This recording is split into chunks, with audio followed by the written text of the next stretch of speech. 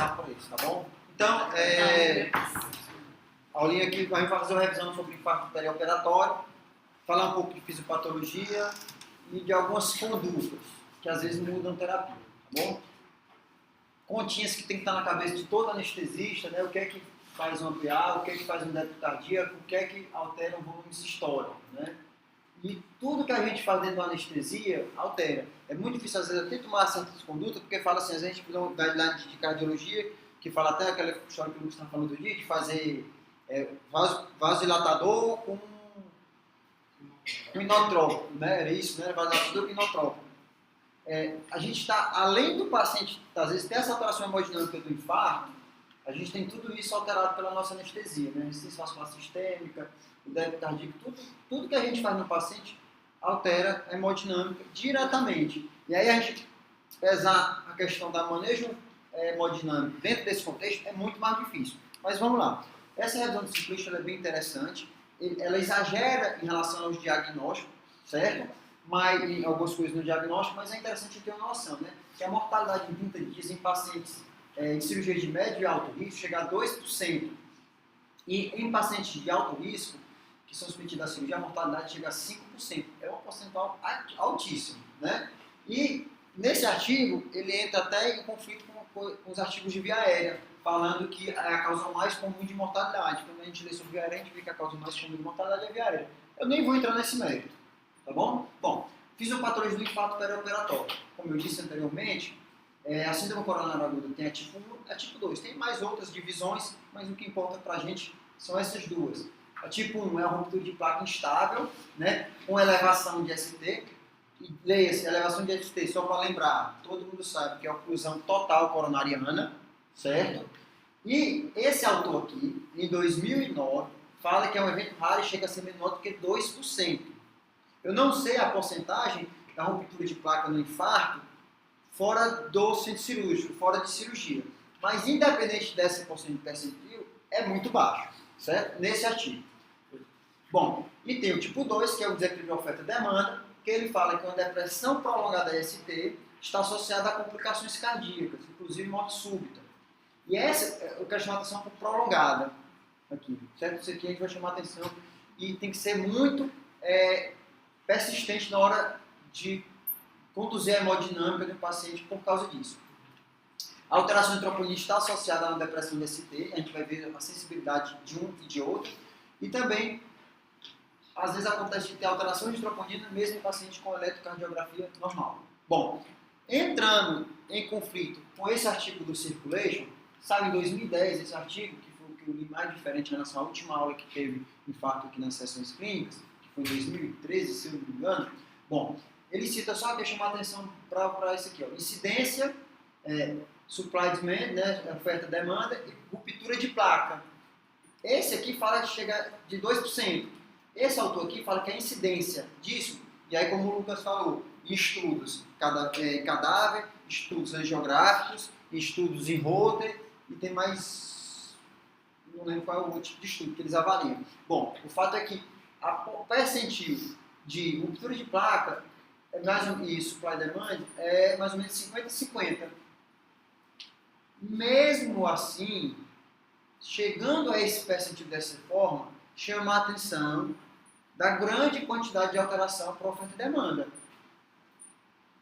Que a gente pode mexer nisso aqui, ativamente. A ruptura de placa, existem algumas teorias, mas em relação à oferta e demanda, a gente faz isso ativamente durante o nosso autoanestésico. Quer seja uma manutenção da hemodinâmica adequada, e aí vai. Então, independente se é 2, se no caso aqui seria 98%, né, o resto, se é 2 aqui de ruptura de placa ou 50%, a minha conduta, a minha impressão não vai mudar tanto. Né? Eu vou saber que eu vou ter uma chance menor de, às vezes, a alteração hemodinâmica mudar muito o prognóstico, mas eu tenho que ser persistente e proativo nessa conduta. Um outro detalhe que chama a atenção é em relação ao pós-operatório, que a maioria dos infartos de demanda-oferta acontece no pós-operatório mais precoce, 4 dias, o ponto a média do ruptura de placa foi de 8 dias, o que é que chama a atenção? E aí, era bom se a gente pudesse anestesiar paciente cardiopata, se acompanhar no pós-operatório pelo menos umas 48, 72 horas. Tive um caso de um paciente coronariopata, vi na vista pré-anestésica, operado no Instituto do Câncer, e o paciente era uma colectomia, e era coronariopata, compensado, tinha uma capacidade funcional boa, e a única coisa que eu tinha que fazer era manter uma relação de uma pressão, de perfusão adequada, com a frequência cardíaca adequada. Assim, basicamente isso, entre outras coisas, mas o principal é isso. No primeiro dia do pós-operatório, o cirurgião foi visitar o paciente, estava com a frequência mais de 100 esse paciente. Né? Então esse paciente ele não infartou no pós-operatório por sorte. Por sorte, né? Por sorte. Então assim, sabendo disso aqui, por mais que tenha alterações, diferenças de literatura, num caso desse era um absurdo deixar um paciente com mais de frequência. E o intensivista às vezes não tem essa noção, infelizmente. Bom, então, mais uma vez, os mecanismos principais fala-se de desequilíbrio oferta-demanda, né? O fluxo lento levaria também à formação de trombo, ou seja, no mecanismo oferta-demanda, podia ter uma consequente formação de trombo, certo? Não seria, como foi falado, o simples alteração de oferta-demanda, mas uma consequente formação de um trombo. Né? E os fatores associados, taquicardia, hipotensão, hipoperfusão e coagulação, que no período perioperatório, coagulação e inflamação estão intimamente presentes. E esse autor, mesmo com essa frequência aqui alta de ruptura de placa, ele cita que a ruptura de placa no intraoperatório é um evento randômico, ou seja, totalmente aleatório, mesmo com essas frequências, certo? Bom, então vamos começar o pré-operatório. Só chamar a atenção com uma coisa que a gente bate muito na sessão clínica e com esse dado aqui a gente vai ser mais insistente, né? Que é os testes de indução de isquemia, os testes de estresse, esteira, cintilografia e eco de estresse. Ele fala de uma baixa razão de verossimilhança negativa. Não vou entrar em muito detalhe do que significa, eu vou logo para a conta. Essa razão de verossimilhança negativa significa o quê? A razão entre a probabilidade do resultado negativo entre doentes, certo? Então, probabilidade de um exame dar negativo em pacientes doentes, certo? Sobre a probabilidade de um resultado negativo em pacientes sadios. É bem fácil de entender que quanto menor, melhor. Não é isso? Você tem uma baixa probabilidade de dar negativo em doentes, isso é bom para o exame. E esses testes de isquemia chegam a uma razão de 0,2. Ou seja, os testes de estresse, de indução de isquemia, são extremamente importantes para descartar uma possível coronariopatia, uma possível alteração de oferta e demanda, e aí você vai poder direcionar melhor o seu paciente. Né? Isso sugere que o paciente que não tem isquemia induzida, induzida, provocada, aliás, muito provavelmente não vão ter complicações cardíacas perioperatórias. Certo? Bom, então, voltando para o artigo do Circulation, ele fala do diagnóstico, da definição da OMS de infarto agudo do miocárdio, que tem critérios clínicos, eletrocardiográficos e as enzimas. E o grande problema nosso no intraoperatório é que as alterações eletrocardiográficas eles são súbitas e transitórias, e o monitor engana muita gente, tanto para o bem quanto para o mal. Então, teve alteração, teve qualquer suspeição, tem um supra aí, não vi como é que estava antes. Bota um eletro, é rápido, é fácil, é um trabalhinho, mas é bem rápido e é fácil, e de fácil acesso. Todo centro cirúrgico tem um eletro. Todo centro cirúrgico tem um eletrocardiograma, uma parede de eletrocardiografia. Bom, a ausência de sintomas é óbvio, o paciente está anestesiado. A sensibilidade e a especificidade da CKMB é limitada por causa da lesão muscular da cirurgia, certo? E, geralmente, no intraoperatório, o diagnóstico do infarto é tardio, terceiro até o quinto PO, tá bom? E o diagnóstico se resume mesmo às troponinas, certo? Esse foi o que eu achei mais recente, que ele fala dos biomarcadores, por isso que eu fiz algumas perguntas ontem, em relação ao BNP, certo? Ele cita o BNP, cita a troponina e cita mais um outro marcador, que não me vem à lembrança, mas eu resumi aqui a troponina. Ele fala de alguns critérios diagnóstico intraoperatório, ele muda um pouquinho essa questão da OMS e contextualiza, porque às vezes o diagnóstico do infarto intraoperatório é retrospectivo. É retrospectivo. E aí ele cita as alterações mentais e sintomas isquêmicos, ondas Q patológicas, que é o que a gente teve suspeita nesse caso, né? Alterações sugestivas de ECG dinâmicas, alteração de ST e VR novo, evidência radiológica, no caso aqui é com ecocardiografia, Vale ressaltar que a ecocardiografia feita por anestesista, os trabalhos mostram que é muito difícil você avaliar pequenas alterações de disfunção de parede. Pequenas disfunções de parede. Mas às vezes você consegue ver uma dilatação aguda do VD, alguma coisa do tipo. Certo? Desculpa. Além disso, você pode ter o diagnóstico retrospectivo por angiografia ou autópsia, e aí está perguntando a conduta de fazer no paciente que infartou no intraoperatório. Eu acho que o mínimo que tem que fazer com esse paciente é levar para uma sala de hemodinâmica para avaliar as coronárias, avaliar se vai fazer stent, se vai revascularizar cirurgicamente. Isso é uma decisão em conjunto e não é consensual. Eu não posso chegar aqui para vocês que tem que fazer uma coisa ou outra, porque isso não é consensual em lugar nenhum, tá bom? E o diagnóstico também pode ser retrospectivo quando o paciente tem óbito e que apresentou sinais sugestivos de infarto e depois da autópsia. Bom, voltando ao circulation, Gustavo, basicamente esses dois trabalhos principalmente, ele fala das troponinas de uma maneira bem interessante e ele cita alguns dados interessantes. Bom, a troponina de diagnóstico de infarto é maior do que 0,1, isso você já sabe, certo? Então, em 24% dos pacientes apresentaram uma troponina autotocada, maior do que 0,03, nem todos os exames trazem com essa sensibilidade tão grande, certo? Mas olha só, desses 24% dos pacientes, apenas 32% tiveram alterações eletrocardiográficas, sendo aí, no caso, a enzima muito mais sensível. E mesmo nos casos de infarto, ou seja, troponina maior do que 0,1, que foi 8,7% no trabalho que essa revisão cita, apenas 88% dos doentes apresentaram alteração eletrocardiográfica. Né? Ou seja, existe um espectro entre silencioso, entre a grande elevação das troponinas e o silencioso a eletrocardiografia. E aí, gera até um questionamento se deve fazer em todo paciente, aquela questão de fazer curva em todo paciente com alto risco. Bom, essa pergunta eu não vou lhe responder. Bom, esse autor também cita em relação às troponinas, que a troponina isolada, aquele aumentozinho isolado de troponina, que não teve nem alteração na eletrocardiografia, já aumenta em 2 vezes o risco de mortalidade. E quando o paciente apresenta infarto diagnóstico, aumenta em 4 vezes. Então, vale a pena a gente correr atrás dessas alterações. 65% dos pacientes, quer seja porque está anestesiado, no pós-operatório está com uma efeito residual de sedação, não tem sintoma nenhum de isquemia, certo?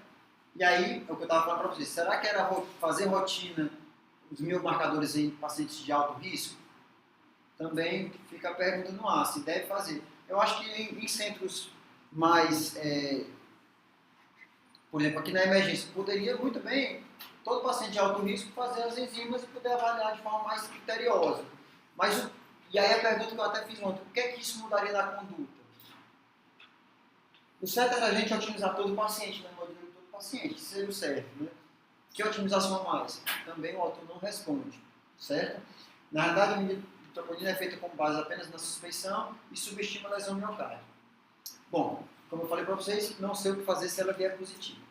Além disso, tem outros casos de aumento de troponina, insuficiência cardíaca congestiva, miopatia, taquicardia grave, taquiarritmia, miocardite e doenças infiltrativas. Tá bom? Aqui também são outras possibilidades. Nesse trabalho ele cita até a quimioterapia, as tal das antraciclinas que foi discutido na sessão conjunta. Tá bom? E aí ele cita, um pouco pequeno, esse aqui é do circulation, certo? As duas, a fisiopatologia, os mecanismos do infarto perioperatório. Em placas instáveis, né? Você tem ativação simpática, instabilidade hemodinâmica, taquicardia e hipertensão, vasoconstrição coronariana leva à ruptura ou à erosão das placas. Associado ao aumento da coagulopatia e diminuição da fibrinólise no pós-operatório, você teria uma trombose coronariana aguda. Esse seria o tipo 1. No caso do tipo 2, você teria a questão da oferta e demanda. Né? De um lado, o aumento da demanda, do outro, diminuição da oferta. Como é que você vai... o que é que leva ao aumento da demanda? Aumento da frequência cardíaca, aumento do estresse da parede miocárdica e a diminuição da oferta. Aumento da frequência cardíaca, mais uma vez, arritmias e hipotensão. Certo? Em paciente de alto risco, tem que ser agressivo ao tratamento de hipotensão. Você tem que começar logo droga vasoativa para poder manter perfusão coronariana. Certo? Claro, tem que ter cuidado. Porque se você pega um paciente com disfunção ventricular e você faz uma raquianestesia, por exemplo, e trata muito avidamente com vasopressor, você não sabe o quanto de pós-carga esse paciente aguenta, certo? Então, tem que ser cauteloso, mas ficar atento para isso, certo? Então, é por isso que entra a mutilação cardiográfica. No curso que eu fiz lá de ecocardiografia, ele cita um caso, fez uma raque com uma prótese de quadril, certo? E fez vasopressor, o paciente fez disfunção cardíaca, né? Ele viu na eletrodilatação de VE e edema agudo, se não me engano, chegou a fazer, porque foi muito agressivo no tratamento. O negócio é você acompanhar as alterações e tentar fazê-las mais suavemente possível.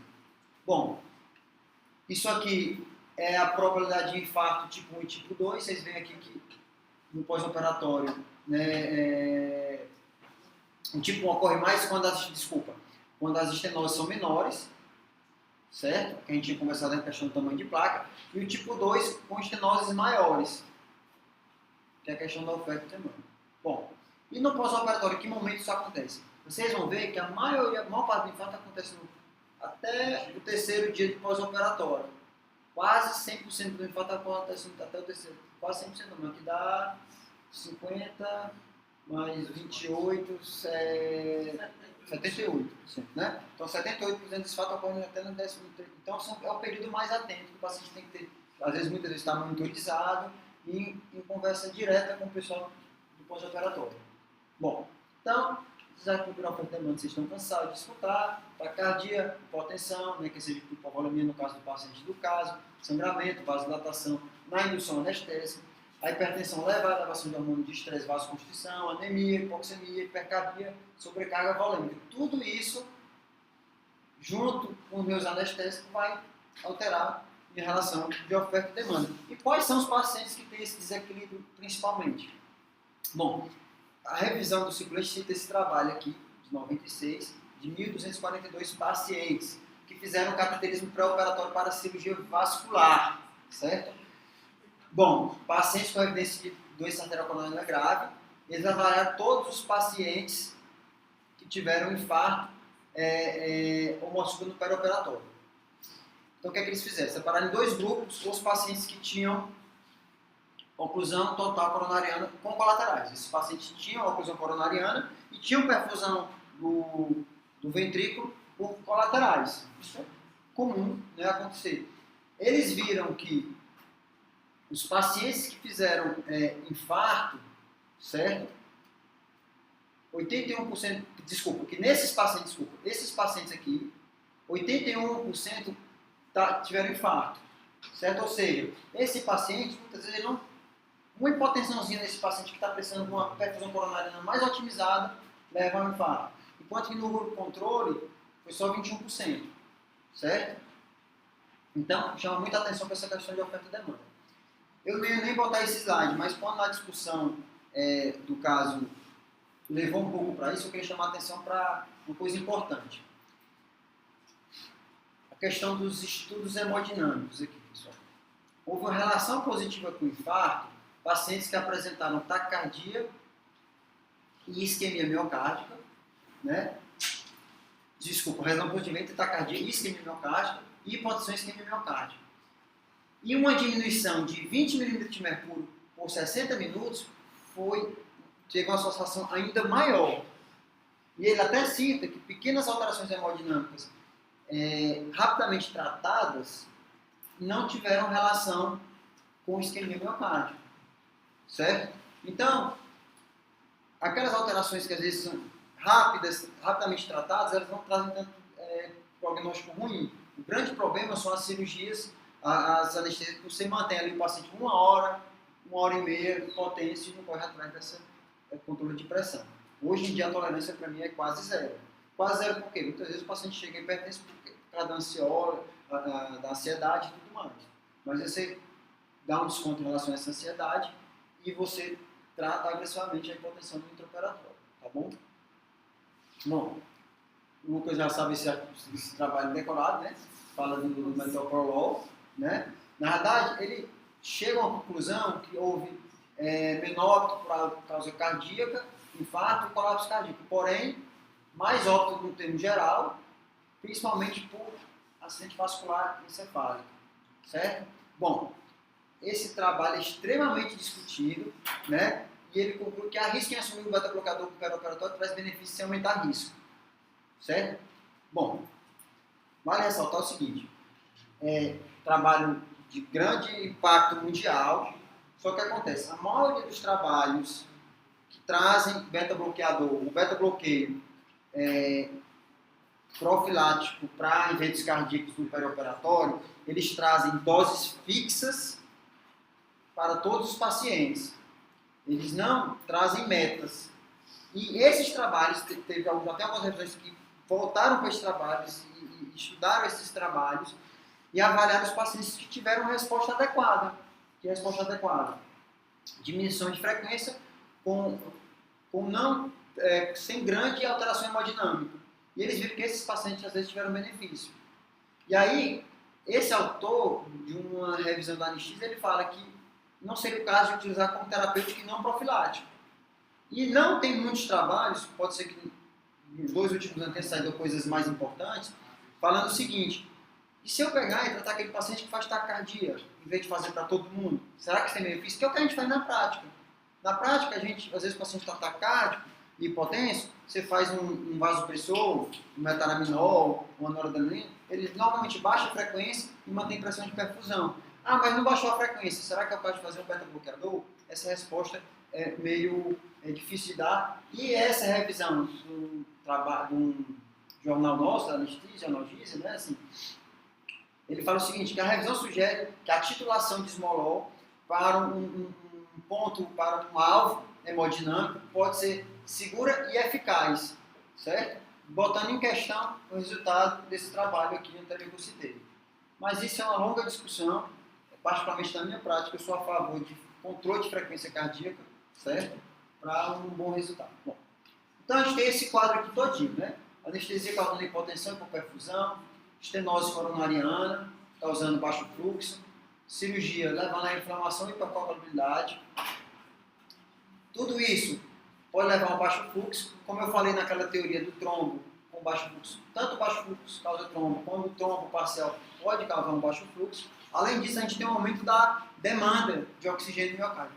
Isso tudo vai alterar a minha relação de oferta e demanda. Então, como é que eu vou manejar esse paciente?